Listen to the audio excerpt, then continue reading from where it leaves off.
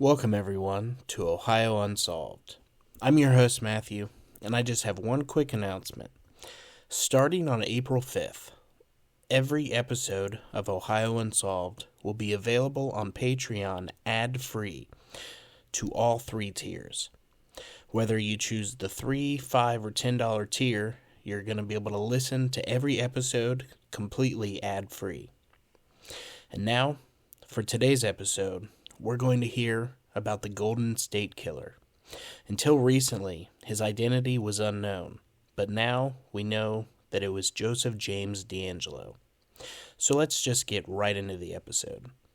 Everyone sit back, make sure to lock your doors and windows, and get ready for Ohio Unsolved.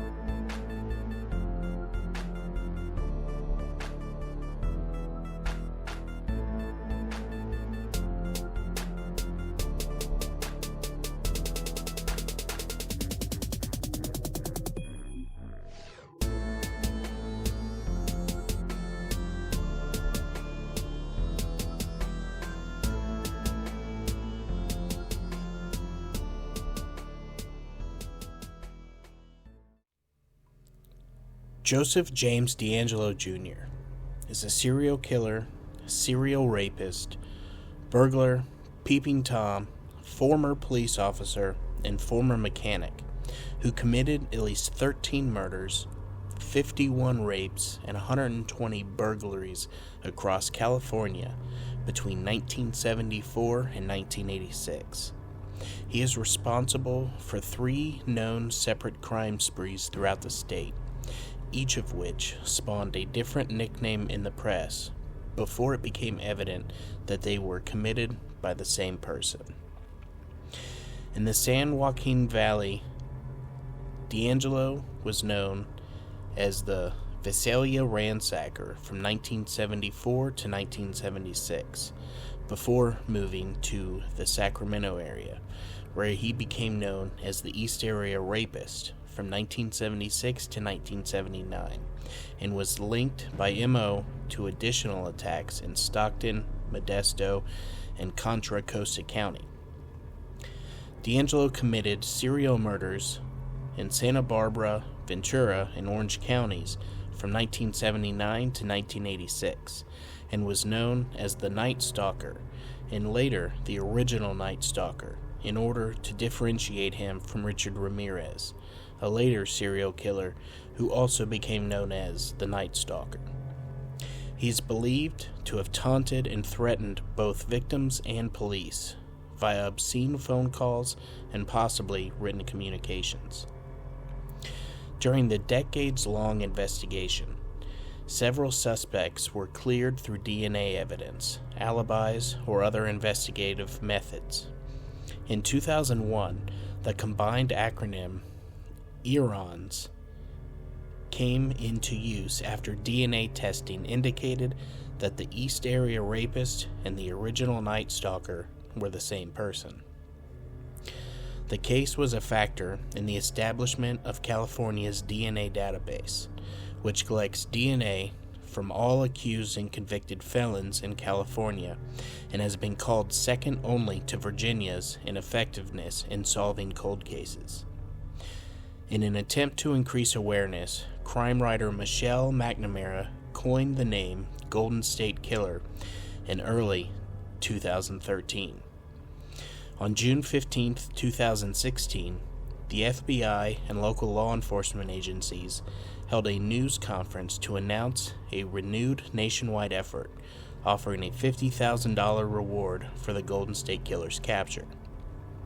On April 24, 2018, California authorities charged 72-year-old DeAngelo with 8 counts of first-degree murder based upon DNA evidence. Investigators had identified members of his family through forensic genetic genealogy. This was also the first announcement connecting the Visalia ransacker crimes to Joseph. Owing to California's statute of limitations on pre-2017 rape cases, Joseph could not be charged with the rapes he had committed in the 70s. But he was charged in August 2018 with 13 related kidnapping and abduction attempts. On June 29, 2020, Joseph pled guilty to multiple counts of murder and kidnapping as part of a plea bargain that spared him the death penalty. He also admitted to numerous crimes with which he had not been formally charged, including rapes. On August 21, 2020, Joseph was sentenced to life imprisonment without the possibility of parole. Joseph DeAngelo Jr. was born on November 8, 1945, in Bath, New York, to Kathleen Louise DeGroat and Joseph James DeAngelo Sr., a sergeant in the United States Army.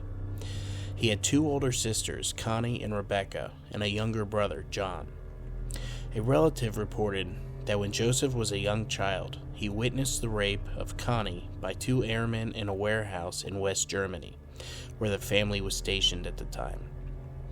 Following Joseph's conviction, Rebecca claimed that he was abused by their father while he was growing up. Between 1959 and 1960, Joseph attended Mills Junior High School in Rancho Cordova, California. Beginning in 1961, he attended Folsom High School, from which he received a GED certificate in 1964. He played on the school's junior varsity baseball team. Prosecutors reported that Joseph committed burglaries, mail theft, and tortured and killed animals during his teenage years. Joseph joined the United States Navy in September of 1964, and he served for 22 months during the Vietnam War as a damage controlman on the cruiser USS Canberra and the destroyer tender USS Piedmont. Beginning in August of 1968, Joseph attended Sierra College in Rocklin, California. He graduated with an associate's degree in police science with honors. He attended Sacramento State University in 1971, where he earned a bachelor's degree in criminal justice. Joseph later took postgraduate courses and further police training at the College of the Sequoias in Visalia, then completed a 32-week police internship at the police department in Roseville. From May 1973 to August 1976, Joseph was a burglary unit police officer in Exeter, having relocated from Citrus Heights. He then served in Auburn from August 1976 to July 1979, when he was arrested for shoplifting a hammer and dog repellent. He was sentenced to 6 months of probation and fired that October. During the process of being fired, Joseph threatened to kill the chief of police and allegedly stalked the chief's house. In May of 1970, he became engaged to nursing student Bonnie Jean Caldwell, a classmate at Sierra College, but she ended the relationship in 1971 after he became manipulative and abusive, culminating in his demand that she help him cheat on an abnormal psychology test. After their breakup, he attempted to force her to marry him by threatening her with a gun. In November of 1973, he married Sharon Marie Huddle of Citrus Heights. The wedding was held at Auburn First Congregational Church. Then, in 1980, they purchased a house in Citrus Heights, where he was eventually arrested decades later. Huddle became a divorce attorney in 1982, and they had 3 daughters. 2 were born in Sacramento, and 1 was born in Los Angeles. The couple separated in 1991. In July of 2018, several months after his arrest, Huddle filed for a divorce, which was finalized the following year. Joseph committed most of the offenses while he was married and raising a family. Neither his wife nor his children ever suspected that he was committing serious crimes. His oldest daughter claimed that he was the, quote, perfect father, while his wife believed his dishonest reasons for leaving home. Joseph's employment history during the 1980s is unknown. From 1990 until his retirement in 2017, he worked as a truck mechanic at a Save Mart Supermarkets distribution center in Roseville. He was arrested in 1996 for failing to pay for gas, but the charge was dismissed. Joseph's brother-in-law claimed that he would casually bring up the East Area rapist in conversation around the time of the original crimes. Neighbors also reported that he would frequently engage in loud, profane outbursts. One neighbor said that his family received a phone message from Joseph threatening to, quote, deliver a load of death because of their barking dog. He was living with a daughter and granddaughter at the time of his arrest. DNA evidence linked Joseph to 8 murders in Goleta, Ventura, Dana Point, and Irvine. 2 other murders in Goleta, lacking DNA evidence, were linked by M.O. Joseph pled guilty to 3 other murders, 2 in Rancho Cordova and 1 in Visalia. He also committed more than 50 known rapes in the California counties of Sacramento, Contra Costa, San Joaquin, Alameda, Santa Clara, and I'm going to butcher this, Stanislaus. He was also linked to hundreds of incidents of thefts, burglaries, vandalism, peeping, stalking, and prowling. It was long suspected that the training ground of the criminal who became the East Area rapist was Visalia. Earlier Visalia crimes, dating back as early as May of 1973, and other sprees like that of the Cordova cat burglar and the Exeter ransacker, as well as Visalia burglaries that took place after the McGowan shooting, are now suspected to be linked as well. Over a period of 20 months, Joseph is believed to have been responsible for 1 murder and around 120 burglaries. In late April of 2018, the Visalia chief of police stated that while there was no DNA linking Joseph to the Central Valley cases, his department had other evidence that played a role in the investigation, and he was confident that the Visalia ransacker had been captured. Though the statutes of limitations for the burglaries have each expired, Joseph was formally charged on August 13, 2018, with the first-degree murder of Claude Snelling in 1975. In 2020, Joseph pled guilty to the Snelling murder. The first recorded ransacking occurred on March 19, 1974, when a sum of $50 in coins was stolen from a piggy bank. Most of the ransacker's activities involved breaking into houses, rifling through or vandalizing the owner's possessions, scattering women's underpants, and stealing a range of low-value items, while often ignoring banknotes and higher-valued items in plain sight. The ransacker would also often arrange or display items in the house. Items emptied included piggy banks and coin jars, and stolen items often included blue chip stamps, foreign or historic coins, and personal items, such as single earrings, cufflinks, rings, or medallions, but also included 6 weapons and various types of ammunition. Multiple same-day ransackings were common as well, including 12 separate incidents on November 30th, 1974. On September 11th, 1975, Joseph broke into the home of Claude Snelling. Claude, a journalism professor at the College of the Sequoias, had previously chased a prowler discovered under his 16-year-old daughter's bedroom window around 10 p.m. on February 5th, 1975.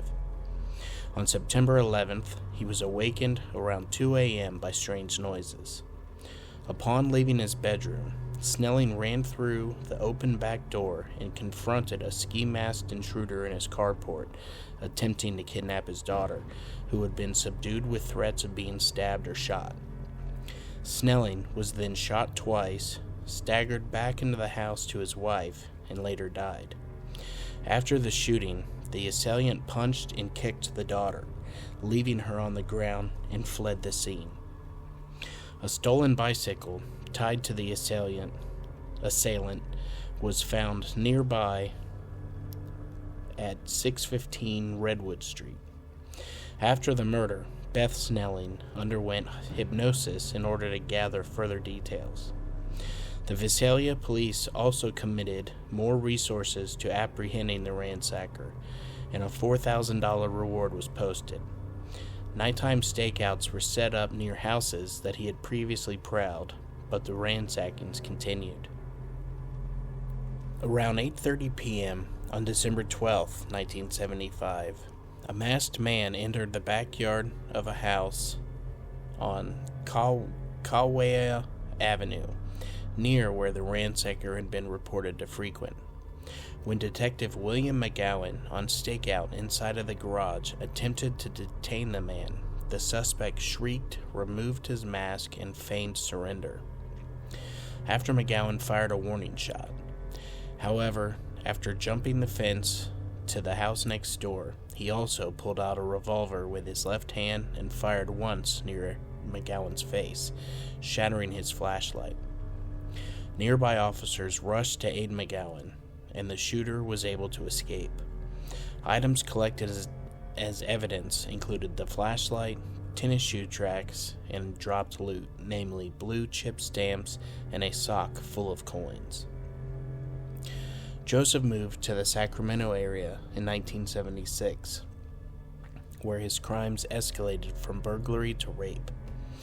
The crimes initially centered on the unincorporated areas of Carmichael, Citrus Heights, and the Rancho Cordova, east of Sacramento. His initial MO was to stalk middle-class neighbors at night in search of women who were alone in one-story homes, usually near a school, creek, trail, or other open space that would provide a quick escape. He was seen a number of times, but always successfully fled. On one occasion, he shot and seriously wounded a young pursuer.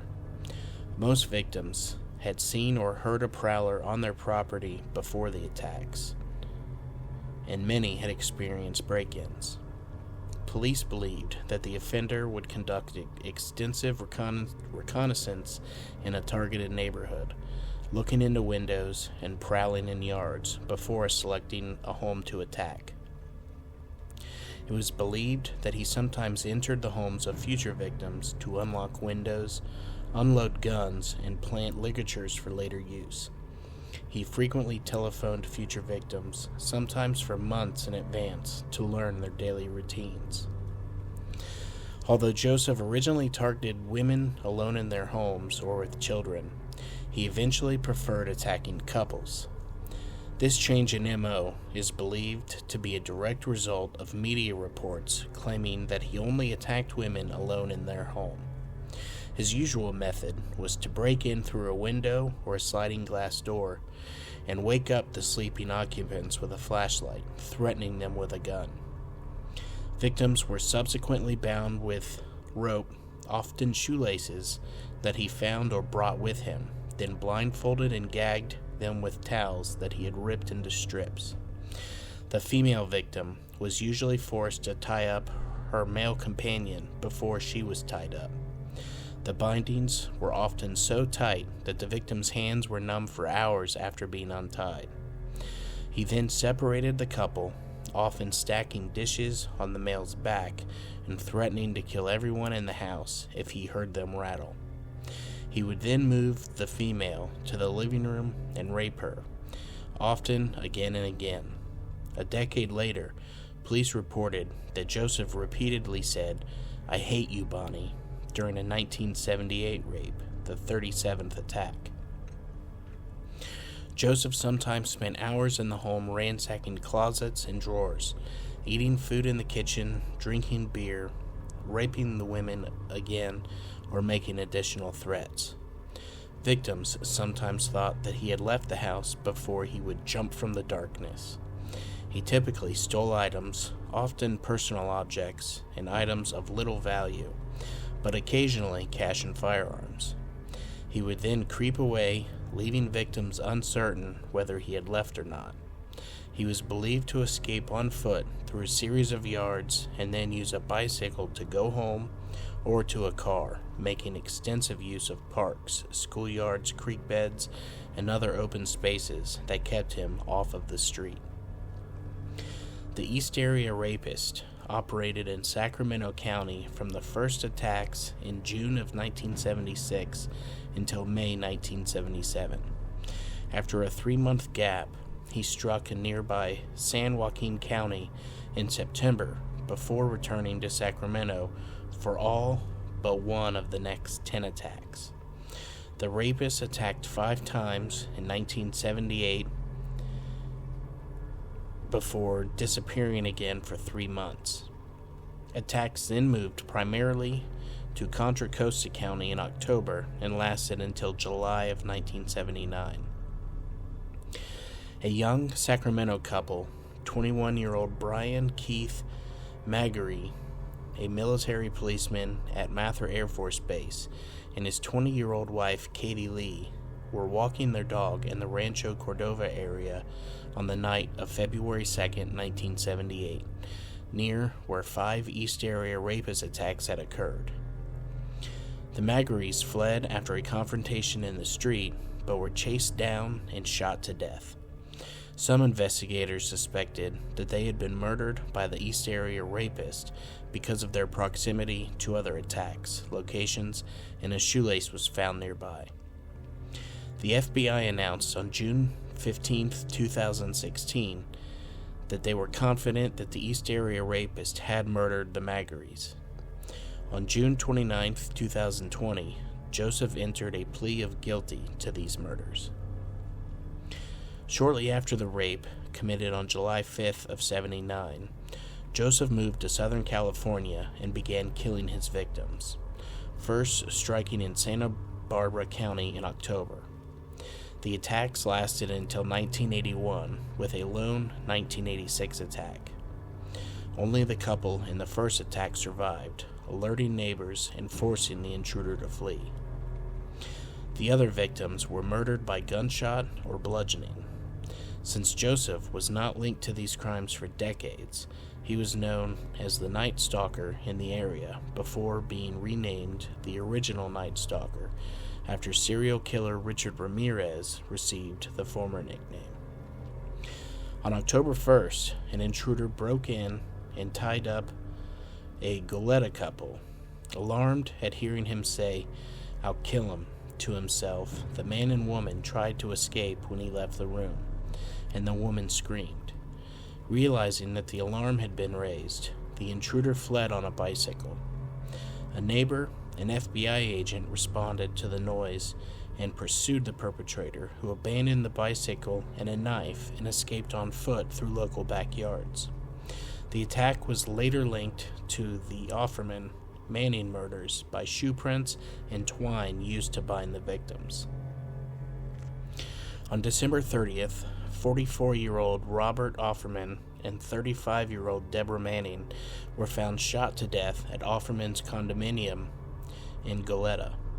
Offerman's bindings were untied, indicating that he had lunged at the attacker. Neighbors had heard gunshots.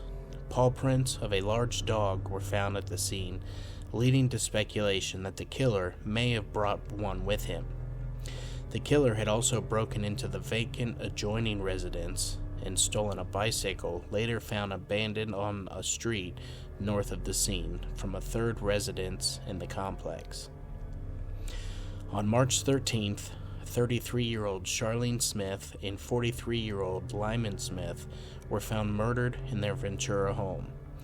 Charlene had been raped. A log from a woodpile on the side of the house was used to bludgeon the victims to death. Their wrists and ankles had been bound with drapery cord. An unusual Chinese knot, a diamond knot, was used on Charlene's wrist. The same knot was noted in the East Area Rapist attacks, at least one confirmed case of which was publicly known. The murderer was therefore briefly given the name Diamond Knot Killer. On August 19th, 24-year-old Keith Eli Harrington and 27-year-old Patrice Briscoe Harrington were found bludgeoned to death in their home on Cockleshell Drive in Dana Point's Niguel Shores gated community. Patrice Harrington had been raped. Although there was evidence that the Harringtons' wrists and ankles were bound, no murder weapon or ligatures were found at the scene. The Harringtons had been married for 3 months at the time of their deaths. Patrice was a nurse in Irvine, and Keith was a medical student at UC Irvine. Keith's brother Bruce later spent nearly $2 million supporting California Proposition 69, authorizing DNA collection from all California felons and certain other criminals. On February 6th, 28-year-old Manuela Whitta was raped and murdered in her Irvine home. Although Manuela's body had signs of being tied before she was bludgeoned, no murder weapon or rope was found. Though the victim was married, her husband was away, hospitalized, and she was alone at the time of the attack. Manuela's television was found in the backyard, possibly the killer's attempt to make the crime appear to be a botched robbery. On July 27th, 35-year-old Cherry Domingo and 27-year-old Gregory Sanchez became the original Night Stalker's 10th and 11th murder victims. Both were attacked in Domingo's residence in Goleta, several blocks south of Robert Offerman's condo, where Domingo was living temporarily. It was owned by a relative and up for sale. The offender entered the house through a small bathroom window. Sanchez had not been tied and was shot and wounded in the cheek before he was bludgeoned to death with a garden tool. Some believe that Sanchez may have realized he was dealing with the man responsible for the Offerman Manning murders and tried to tackle the killer rather than being tied up. Again, no neighbors responded to the gunshot. Sanchez's head was covered with clothes pulled from the closet. Domingo was raped and bludgeoned. Bruises on her wrists and ankles indicated that she had been tied, although the restraints were missing. A piece of shipping twine was found near the bed, and fibers from an unknown source were scattered over her body. Authorities believed that the attacker may have worked as a painter or in a similar job at the Cal Real shopping center. On May 4th, 18-year-old Janelle Lisa Cruz was found dead after she was raped and bludgeoned in her Irvine home. Her family was on vacation in Mexico at the time of the attack. A pipe wrench, reported missing by Cruz's stepfather, was thought to be the murder weapon. Initially, investigators in respective jurisdictions did not think the Southern California murders were connected. A Sacramento detective strongly believed that the East Area Rapist was responsible for the Goleta attacks, but the Santa Barbara County Sheriff's Office attributed them to a local career criminal who was later murdered. Unaware of the Goleta murders, local police in surrounding jurisdictions followed false leads related to men who were close to the female victims. One person, later cleared, was charged with 2 of the murders. Many years later, the cases were linked almost entirely by DNA testing. After Joseph was arrested, he was also suspected of committing the 1974 Visalia rape and murder of Jennifer Armour, the 1975 Exeter rape and murder of Donna Jo Richmond, and the 1978 murder of a woman and her son in Simi Valley, but was cleared as a suspect in all 4 murders by DNA testing. Victoria police ruled out a link between Joseph, who docked in Australia during his Navy service, and the Melbourne serial child rapist and murderer known as Mr. Cruel. In December 1977, someone claiming to be the East Area Rapist sent a poem, Excitement's Crave, to the Sacramento Bee, the Sacramento Mayor's Office, and television station KVIE. On December 11th, a masked man eluded pursuit by law enforcement personnel after alerting authorities by telephone that he would strike on Watt Avenue that night. Here is the poem, Excitement's Crave. All those mortals surviving birth, upon facing maturity, take inventory of their worth to preventing society. Choosing values becomes a task. Oneself must seek satisfaction. The selected route will unmask character when plans take action. Accepting some work to perform at fixed pay but promise for more is a recognized social norm, as is decorum seeking lore. Achieving while others lifting should be cause for deserving fame. Leisure tempts excitement seeking what's right and expected seems tame. Jesse James had been seen by all, and Son of Sam has an author. Others now feel temptation's call. Sacramento should make an offer to make a movie of my life that will pay for my planned exile. Just now I'd like to add the wife of a mafia lord to my file. Your East Area Rapist and deserving pest, see you in the press or on TV.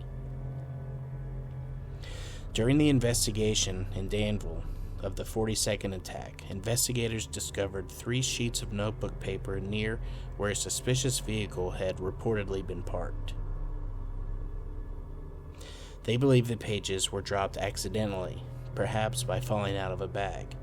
The first sheet appears to be a homework essay on General George Armstrong Custer. The second sheet contains a journal-style entry describing a teacher who made students write lines which the author found humiliating. On the last sheet was a hand-drawn map of what appears to be a suburban neighborhood with the word punishment scrawled across the reverse side. Investigators were unable to identify the area depicted in the map, although the artist clearly had knowledge of architectural layout and landscape design. According to Detective Larry Poole, the map is a fantasy location representing the rapist's desired striking ground. On March 18, 1977, the Sacramento County Sheriff's Office received 3 calls from a man claiming to be the East Area Rapist. None were recorded. The first 2 calls received at 4:15 and 4:30 p.m. were identical and ended with the caller laughing and hanging up. The final call came in at 5 p.m. with the caller saying, quote, "I'm the East Side Rapist and I have my next victim already stalked and you guys can't catch me."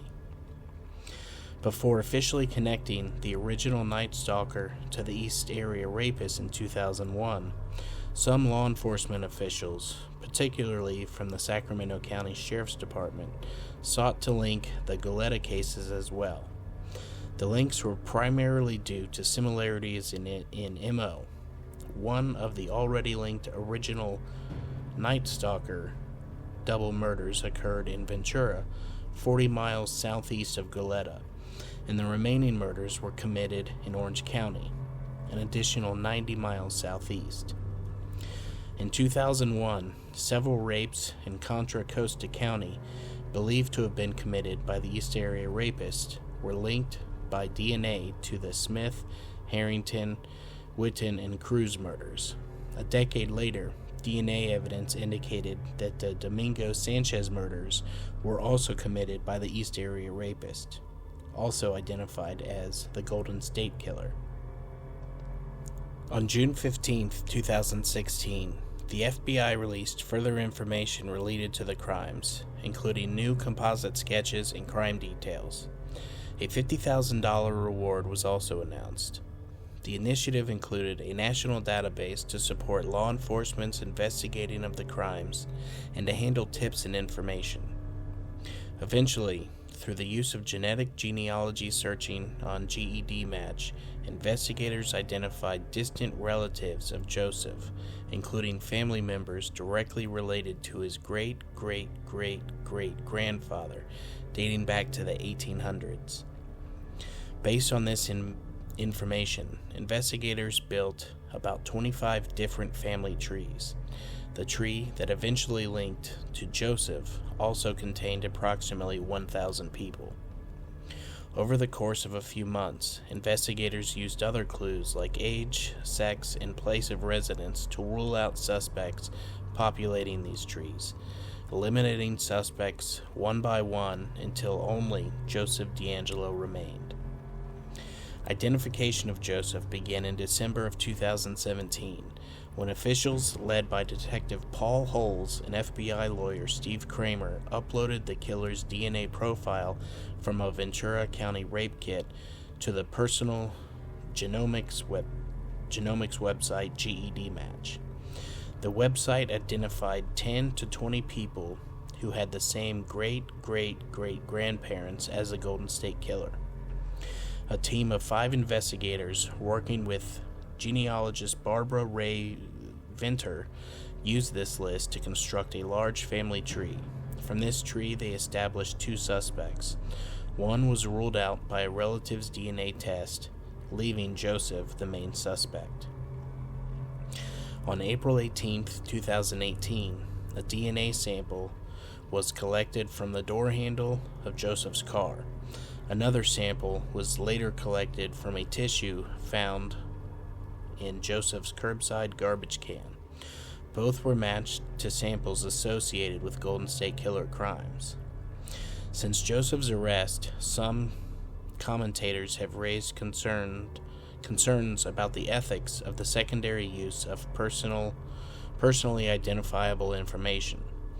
During the investigation, several people were considered and later eliminated as suspects. On the evening of April 24, 2018, Sacramento County Sheriff's deputies arrested Joseph in the side yard of his Sacramento home. He was charged with 8 counts of first-degree murder with special circumstances. On May 10th, the Santa Barbara County District Attorney's Office charged Joseph with 4 additional counts of first-degree murder. Joseph made a confession of sorts after his arrest that cryptically referred to an inner personality named Jerry, who had forced him to commit the wave of crimes that ended abruptly in 1986. According to Sacramento County Prosecutor Thean Ho, Joseph said the following to himself while alone in a police interrogation room after his arrest in April of 2018. Quote, "I didn't have the strength to push him out. He made me. He went with me. It was like in my head. I mean, he's a part of me. I didn't want to do those things. I pushed Jerry out and had a happy life. I did all of those things. I destroyed all their lives. So now I've got to pay the price." Detectives ignored Joseph's initial request to speak to an attorney, later citing a legal theory that this potential Miranda violation would be justified with the understanding that prosecutors could not use the interview against the defendant in court. Joseph could not be charged with rapes or burglaries, as the statute of limitation had expired for those offenses, but he was charged with 13 counts of murder and 13 counts of kidnapping. Joseph was arraigned in Sacramento on August 23, 2018. In November 2018, prosecutors from 6 involved counties collectively estimated that the case could cost taxpayers $20 million and last for 10 years. At an April 10, 2019 court proceeding, prosecutors announced that they would seek the death penalty, and the judge ruled that cameras could be allowed inside the courtroom during the trial. On March 4, 2020, Joseph offered to plead guilty if the death penalty was taken off the table, which was not accepted at the time. On June 29th, as part of a plea bargain to avoid the death penalty, Joseph pled guilty to 13 counts of first-degree murder and special circumstances including murder committed during burglaries and rapes, as well as 13 counts of kidnapping. On August 21st, 2020, Joseph received multiple consecutive life sentences without the possibility of parole. He offered a brief apology after listening to days of pre-sentencing victim impact statements. Quote, "I've listened to all your statements, each one of them, and I'm truly sorry to everyone I've hurt." In November 2020, Joseph was transferred to the North Kern State Prison. As of February 2021, Joseph is incarcerated in protective custody at California State Prison.